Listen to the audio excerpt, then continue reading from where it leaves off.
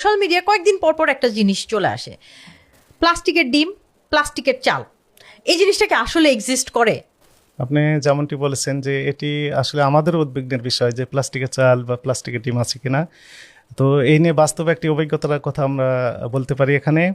সেটি হচ্ছে যে একটা ইউটিউবে একটা ভিডিও এরকম একটা ভাইরাল হয়েছিল যে প্লাস্টিকের চাল দেখার কেউ নেই, এবং ওই ইউটিউবার যিনি উনি সরকারকে একদম ধুয়ে দিয়েছেন গালিগালাজ করে। তো এটি আমাদের ডিসি স্যারের নলেজে যখন আসছেন, এরপরে আমাকে এই ভিডিওটা ফরওয়ার্ড করে দিয়ে আমাকে বলা হলো যে তুমি এটি সার্চ করে দেখো কোথায় এই চালগুলো পাওয়া যায়। আমি অনেক কষ্ট করে তন্ন তন্ন করে খুঁজে শেষে পেলাম ওয়ারি থানার পাশে এই দোকানটি, যেখান থেকে উনি ক্রয় করেছেন, এবং চালটা ইন্ডিয়ান চাল ছিল। তো এরপরে আমি স্বাভাবিকভাবেই ওই দোকান থেকে আরেক বস্তা চাল আমি ক্রয় করলাম। করার পর এটি ল্যাব টেস্টে পাঠানো হলো। ল্যাব টেস্টের পর রিপোর্টের পর দেখা গেল যে আসলে প্লাস্টিকের চাল নয়, আসল প্লাস্টিকের পাওয়া সেখানে নেই, ন্যাচারাল চাল, স্বাভাবিক চাল।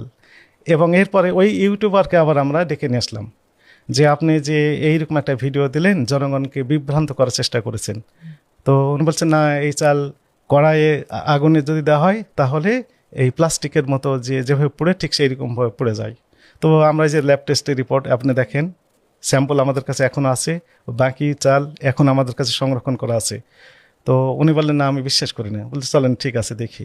উনি আবারও ওই কড়াই পাশে একটা রেস্টুরেন্টে নিয়ে যাওয়া হলো ওনাকে, নিয়ে ওখানে কড়াইয়ে যেভাবে উনি আগুন দিয়ে পোড়ানোর চেষ্টা করেছেন সেই রকমভাবে পোড়ানোর পর উনি বলেন যে সরি, আসলে আমার ভুল হয়ে গেছে।